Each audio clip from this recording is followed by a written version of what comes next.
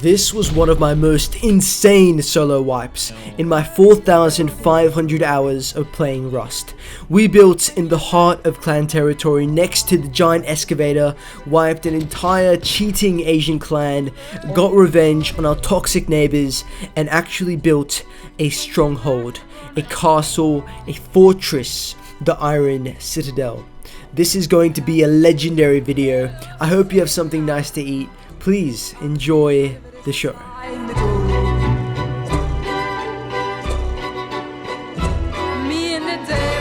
It was a time of heroes and tyrants, of shelters cobbled from ruins and empires built out of dreams and rusted steel, only to be torn down in blood and fire and shattered by betrayal. At the heart of it all, a single spark, unyielding, small and unseen, waited to ignite a legend that would shape the fate of this harsh, cutthroat land. This is the story of that spark. Alright, you miss every opportunity you don't take. Oh, the guy just ran past. Oh. I'm a ninja out here. Alright, we're gonna go back to these buddies. Hopefully there's something left over. Come on. Oh, okay, you know what? Not bad. Not bad, we'll take that. Salvaged axe? Low key, that's pretty huge. Spawning in on the beach, we had stumbled across a gunfight. So, under the protection of darkness, we had managed to scavenge some valuable metal tools. Now, we would head further into the island. I must say, I am very excited for this wipe, guys. We've got the long weekend coming up, so I've got an entire 2-3 days of just grinding the game. If you guys haven't played Rust before, you're practically, when you start a wipe, you're committing to living the game for the next inevitable future. This game's literally a full-time job. But that's why we love it. That's why we love it. Luckily, we find ourselves a thoroughbred horse, which is the fastest breed in the game. Then, as a gesture of goodwill, we give our horse diabetes.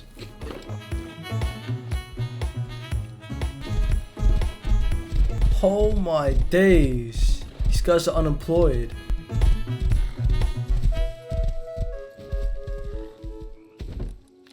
You know what, I'm liking this area. Oh, we got AK shooting already. You know what, I'm a humble solo. I'm gonna farm up all this stone, get my base down.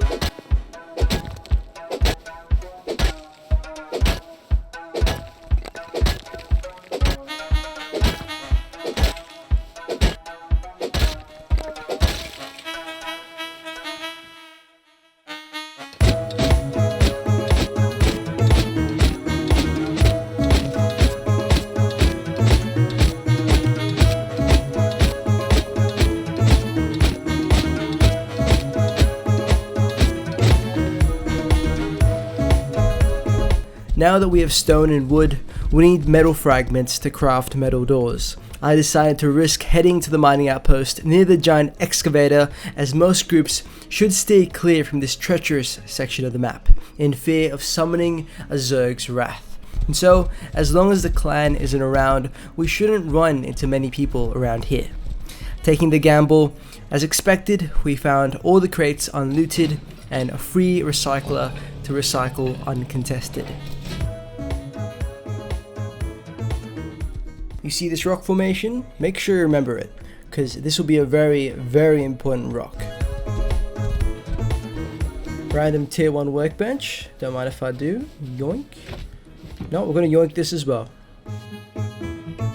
After spending the better part of the day searching for a base location, I realized that building next to this relatively uncontested mining outpost would be ideal for recycling and getting scrap. Moreover, the plan this wipe is to build in between Missile Silo and Excav. Missile Silo would give us all the components that we're going to need for crafting, along with diesel fuel. And being close to Excav will make it super convenient for us, not only to run it ourselves, but to counter other groups running it as well.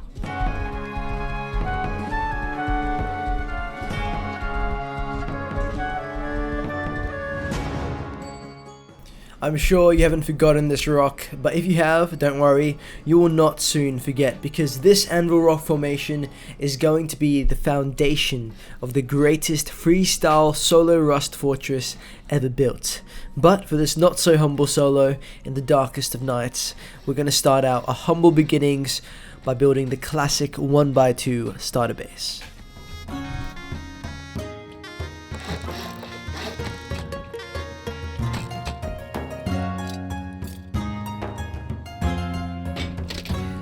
Now that we have our starter base down, we can safely store the resources that we have, scrap in particular, as the sooner we can rush a tier 3 workbench, the faster we can craft what we need to make our fat base, and craft explosives to raid other people.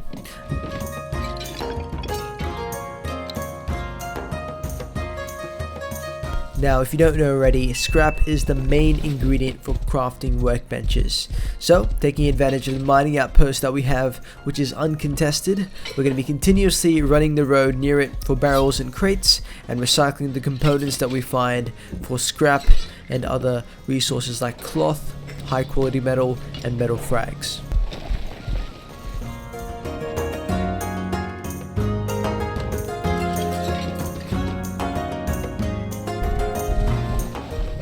Going out for another trip, we face a bear in hand-to-hand combat, which is extremely profitable if you don't die at least, because if you have a good flesh gathering tool like a combat knife, which we have, you can get a lot of animal fat that you can turn into low-grade fuel.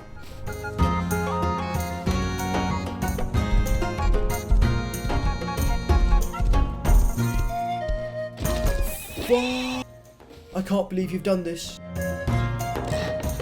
As soon as we have enough metal to craft a second metal door, we make our airlock so we don't get deeped.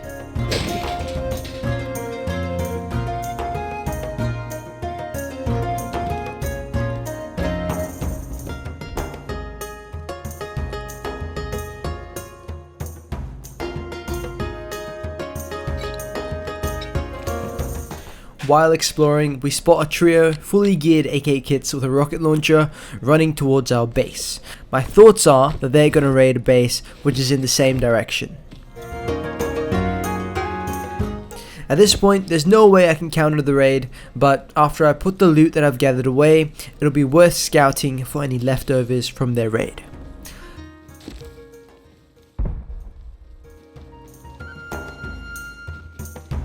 Circling back towards base, we find a well where we find this trader who usually sells some decent teas and tools, and if we're lucky, a jackhammer.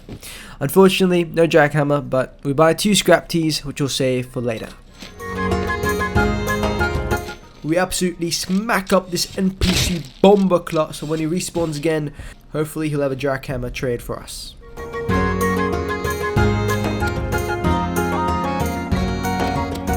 Wolves, honestly one of the most terrifying things in the game at this stage. Luckily we have a bow to defend ourselves.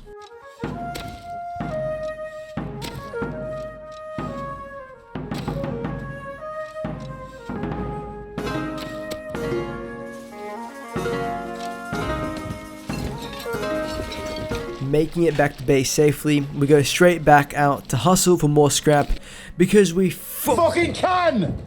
Because we fucking can! Oh, not like this! Little did I know that I would stumble unaware right into the clutches of a road scientist and become way too close to dying.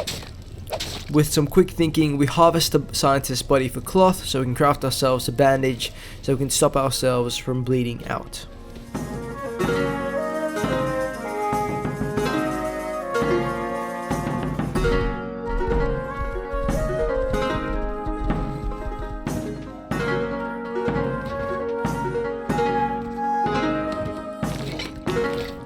We come home to deposit all of the juicy loot that we farmed on the road, and then we do the unspeakable. Spawning back at the raid we heard earlier, we do some scavenging. Surprisingly, we find some decent tools, research table, and a few berry seeds that we might find useful in the future if we end up setting up a berry farm.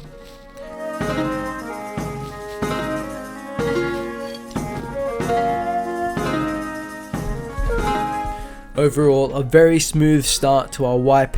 We've chosen a masterclass build location. We have an outrageous amount of scrap, easily enough to buy a jackhammer and for a tier 2 workbench. And we have enough high quality metal and metal fragments to craft ourselves electrical components to set up an auto smelter. Now it is getting late for me in real life, so not wanting to absolutely cook my sleep schedule, the goal is to claim our final build location by putting down some initial foundations on top of the anvil rock formation so no one else can build here. Then we'll get a farming base down separate from my current starter base. That way, if one of our bases gets raided overnight, at least we won't lose everything. Now, before we can make a new base, guess what we need? We need stone and we need wood. So enjoy this farming montage.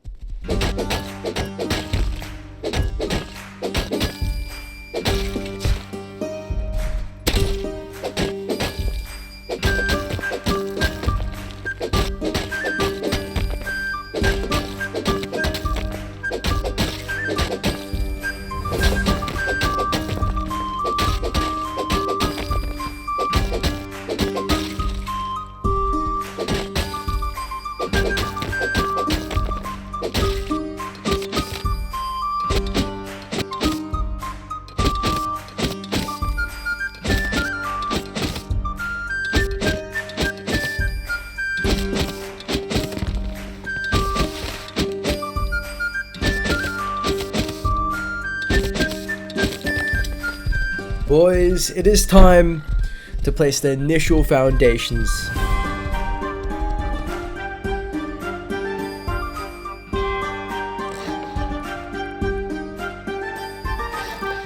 We construct a makeshift staircase to reach the high ground.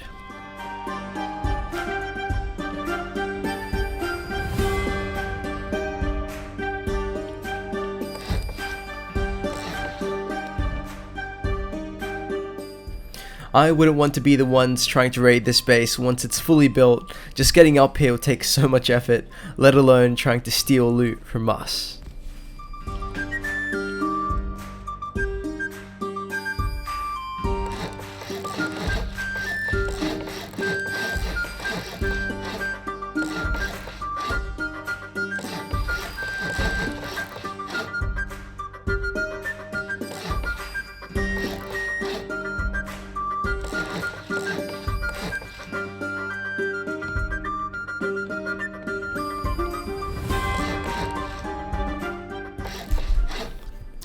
Now that we've got the footprint down, let's upgrade all the foundations to stone.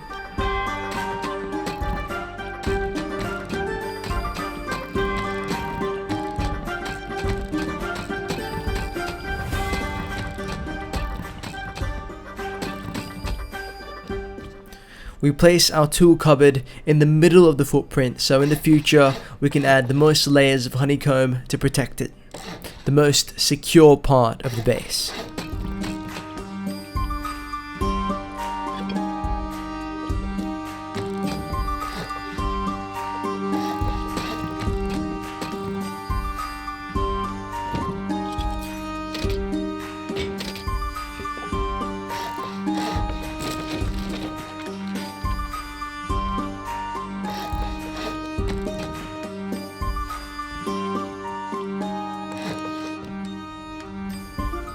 Now we work on the outermost wall so it looks a little bit more chunky from a distance.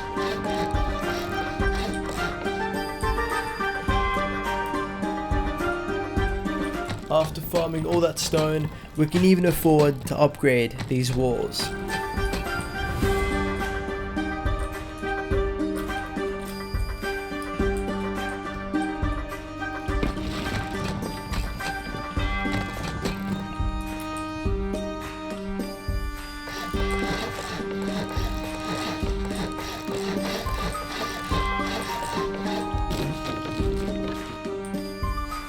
We put twig walls up on our second floor, which we'll return to later.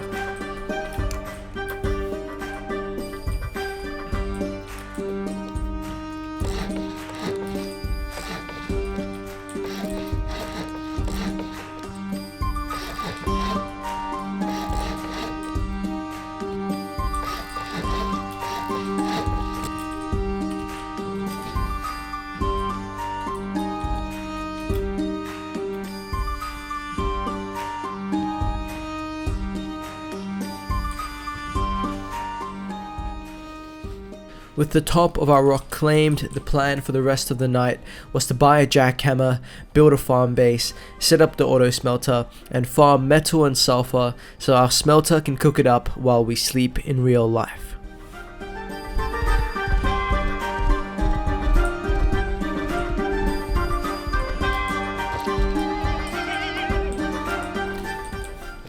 Luckily, the trader had a Hall of Fame Jackie trade for us, and we had exactly enough to buy 2 of them.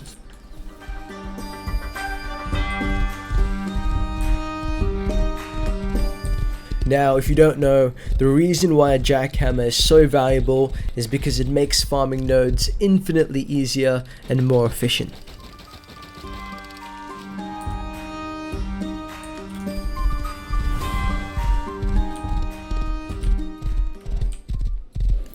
Now, before we start building our farm base, we go to the mining outpost to recycle for more metal fragments so we can craft electric furnaces. Little did I know, there was a little goblin already there.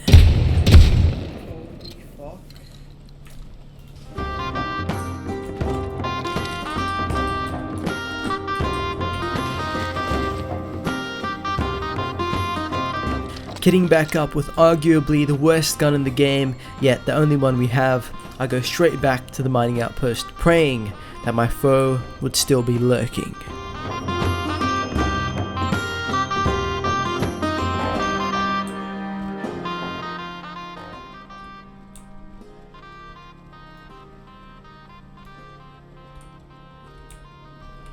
No way, I fucking missed. Oh! Oh! Holy shit. 900 scrap. Fucking, that's so huge. Why is he so loaded? Oh, huge. Look at that cloth as well.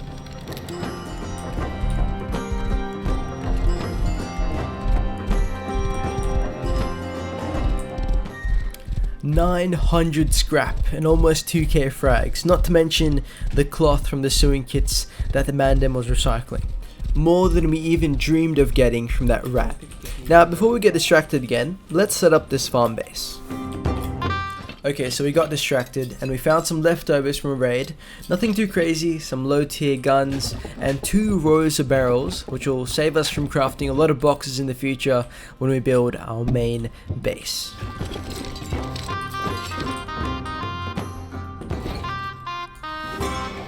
For the sake of those of you who don't actually play Rust, the main ingredients we need at this stage are solar panels to get power, a battery to store the power in, and electric furnaces that consume the power, and some other components to wire and pipe them all together.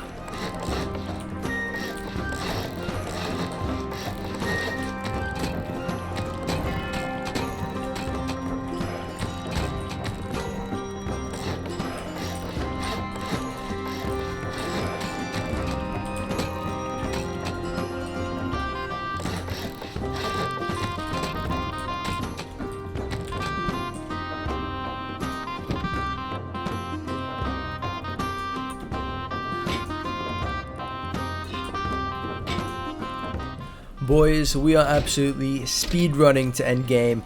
Joined the server less than 4 hours ago. We wake up tomorrow and we're gonna have a box of metal to make a monster of a base.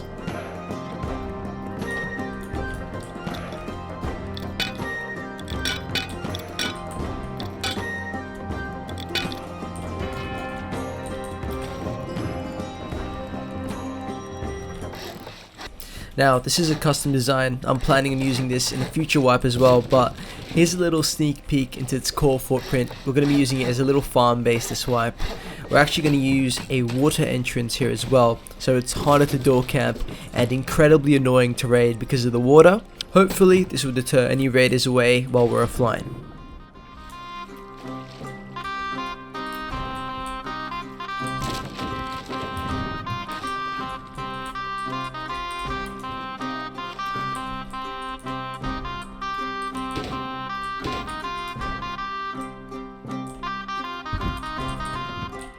Okay, so if we've set this up correctly, we should have ore funneling into here automatically. And perfect. Now I've got the task of filling up this entire box with metal and sulfur ore. We're about to go on the most legendary farming run.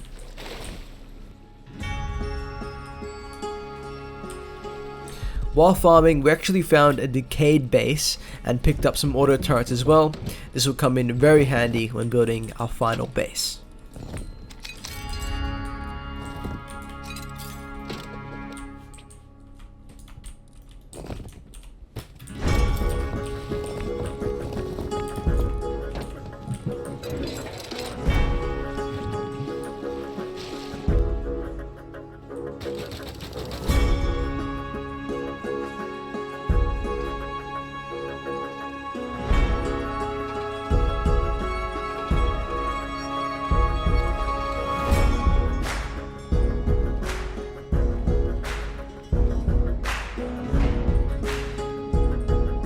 Can I touch it?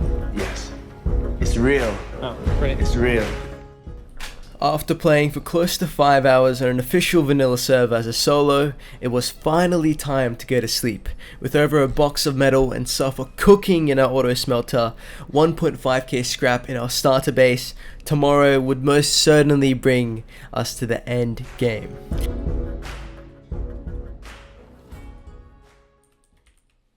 And while we slept, our farm base was completely unraided and ready for us to enjoy the fruits of our labor. Very good. Let's have a look here. This is our farm box.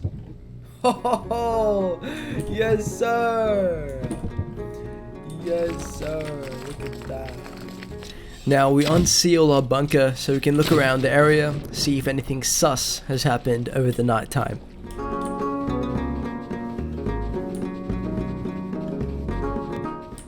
We spot a base in the distance which looks like it's been raided. It could be worth seeing if there's anything left. Of course, we farm up any nodes that stand in our path. You can never have enough resources.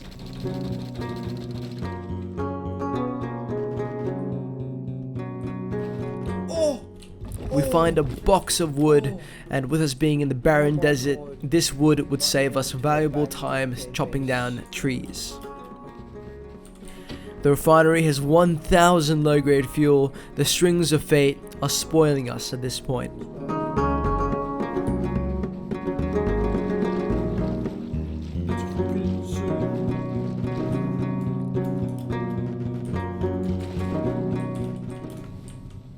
Look at all the wood. It's nuts. Later on in the day, I noticed explosions close to our starter base, so I kitted up with a semi-automatic pistol and strove to try my luck and see if there would be an opportunity to assassinate my opponents and take all that was theirs.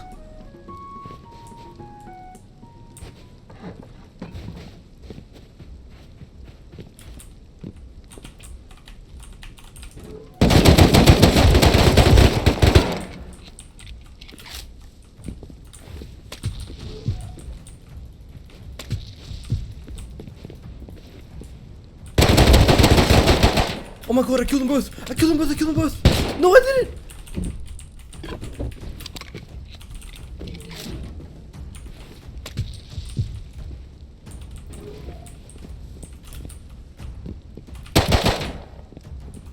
I killed them both! I killed them both! I killed them both! Holy fuck! Holy fuck! I'm so loaded.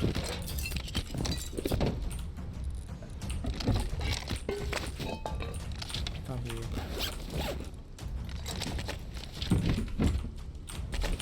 We killed them both, getting us our first AK kit and some more guns, even a rocket launcher with a spare rocket.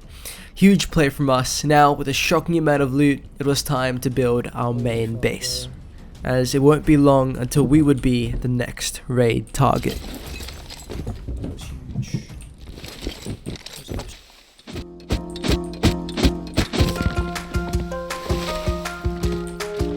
For temporary protection, we honeycomb our starter base and put a wooden door up top to make us look poverty and deter any would-be raiders.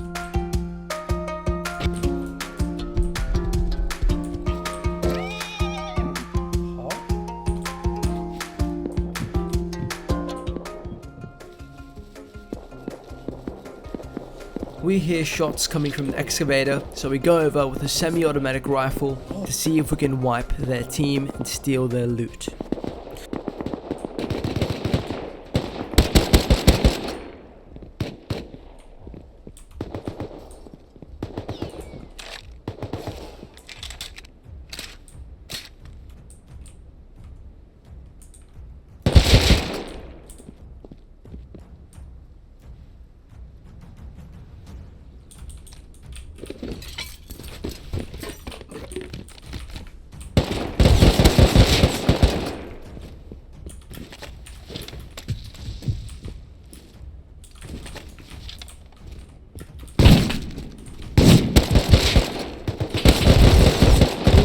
Almost killed them both, dude. We do end up fumbling the bag here, but it was a solid attempt. We actually managed to scare them off completely from the excav. We actually find a random blue card on one of their bodies as well, so not a complete loss. Now, one of the player shops across the island was selling a tier 3 workbench for 3,000 sulfur ore. Granted, we could easily craft a tier 3 with the scrap we have in base at the moment, but getting 3,000 sulfur ore is much faster and easier than farming up 1.25k scrap. We find ourselves a car and drive it all the way to Outpost, securing our purchase for our tier 3 workbench and also 2 additional rifles. The reason why we went through the trouble of finding a car in the first place is because not only is driving faster than simply running or riding a horse, but it's a lot safer.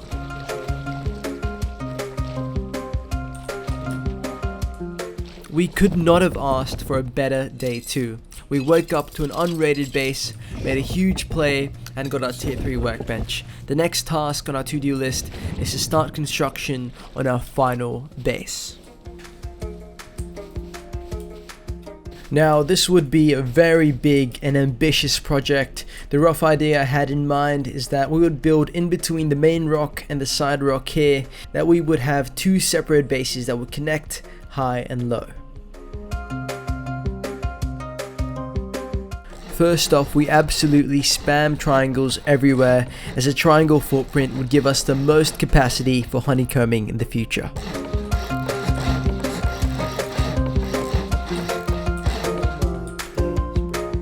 The reason why we have our tool cupboard on this extra little build out here is because we can't place 2 TCs within the same build range.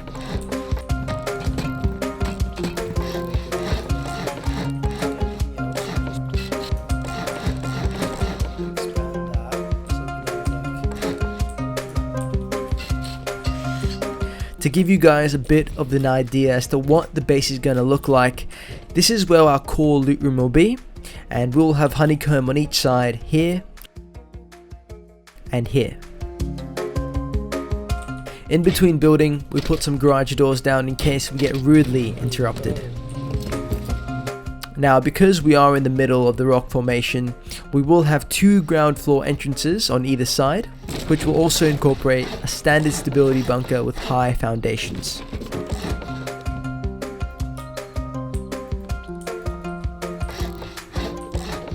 This is our front entrance.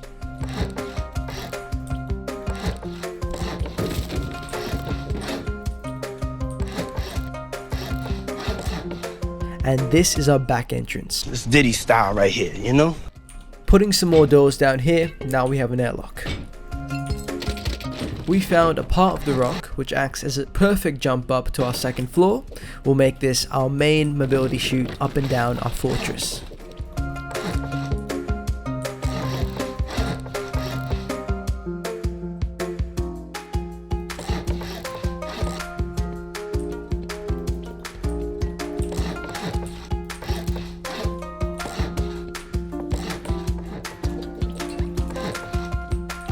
For now, we have the skeleton of the base completed, and if I don't say so myself, I'm very excited to fill up our man-made iron cave with loot, and then add extra layers of honeycomb to make this incredibly expensive to raid.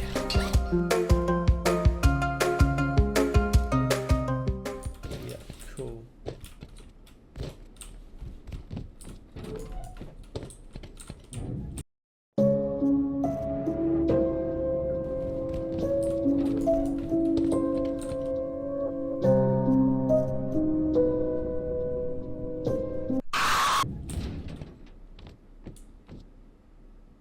After hearing footsteps outside of our base, the only reasonable thing to do, I figured, was to go and investigate.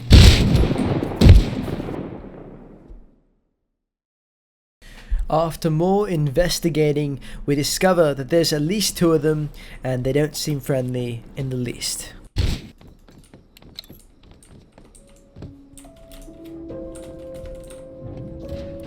Meet What a Cone. You can't see his name here because his name uses special letters, but he is one you should not forget. He goes on to become our most hated enemy, along with his duo, Have a Cone. I'll tell you more about them later. For now, I'll let him do our outro.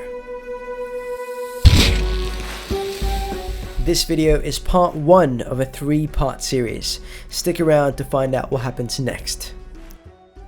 Also, this channel is very small. Please show me some love. If you think this was an absolute banger, hit that subscribe button. This has been the Lord Conqueror. Stay safe and peace.